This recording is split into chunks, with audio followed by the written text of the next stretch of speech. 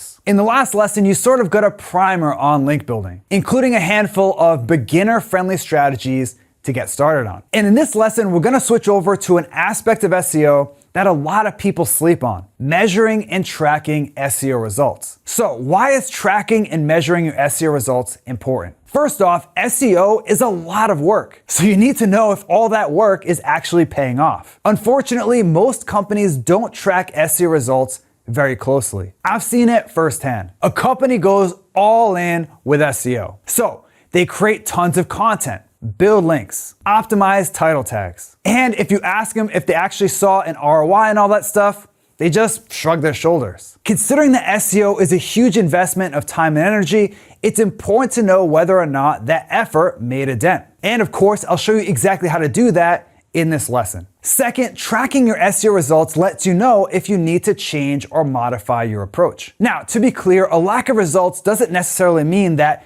SEO doesn't work. It could simply mean that you need to change or tweak something that you're doing. And closely monitoring your results lets you know whether or not you're on the right track or need to change course completely. With that, here are the exact SEO metrics that you want to keep an eye on and how to track them. First up, we've got organic traffic. Organic traffic is my number one go-to SEO metric. Why? Because the ultimate goal of SEO is to get more traffic from search engines. So if your organic traffic looks like this, it's clear that SEO isn't working for you. Yes, you should also track your Google rankings for your main keywords, more on that later. But the thing is, rank tracking isn't always enough on its own. For example, moving up from number 7 to number 5 in Google may not make any difference in your traffic, even though your rankings technically improved. Plus, looking at rankings alone doesn't really tell you that much. Website rankings move up and down all the time, and if you track thousands of keywords,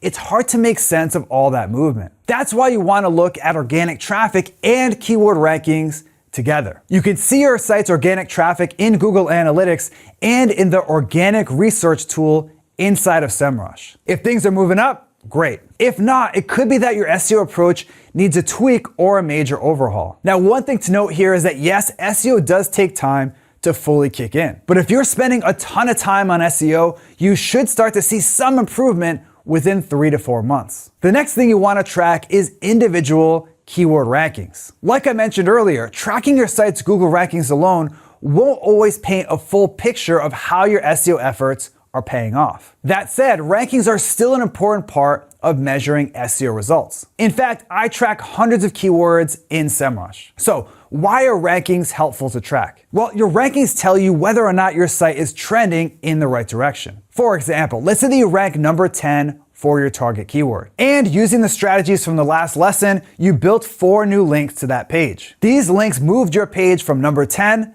to number 6. Now, those improved rankings probably won't make a huge dent in your organic traffic, but that doesn't mean that your link building campaign didn't work. In fact, it showed that your link building did work, and you should double down on it. Rankings are also helpful to diagnose a sudden increase or decrease in organic traffic. For example, let's say that your Google Analytics shows that your organic traffic went up by 10%. Your keyword rankings can help you figure out which page and specific keywords were behind that boost. The next metric to keep an eye on is clicks and impressions. The Google Search Console gives you a ton of useful information on your site's overall SEO performance, and you can use it to measure results from your SEO efforts. Specifically, you want to look at your site's overall clicks and impressions. Clicks are the total amount of Google users that click on your site in the search results. It's basically the equivalent of organic traffic in Google Analytics. Impressions are the total number of users that saw your site in the search results. Now, you can go nuts and look at how a page's clicks, impressions, and average organic click-through rate have changed over time, which is smart if you have a high priority page or a keyword that you're really focusing on. But otherwise, this is more of a nice complement to the other metrics that we've talked about to this point. Our next SEO metric to track is traffic cost. SEMrush traffic cost estimates the value of a site's SEO traffic. In other words,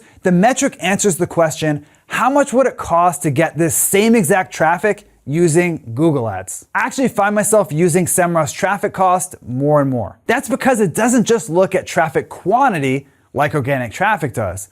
It also measures traffic quality. I'll explain with an example. A while back, this page on my site about YouTube started to rank on the first page of Google for my target keyword, which led to a big spike in traffic to that page. Amazing, right?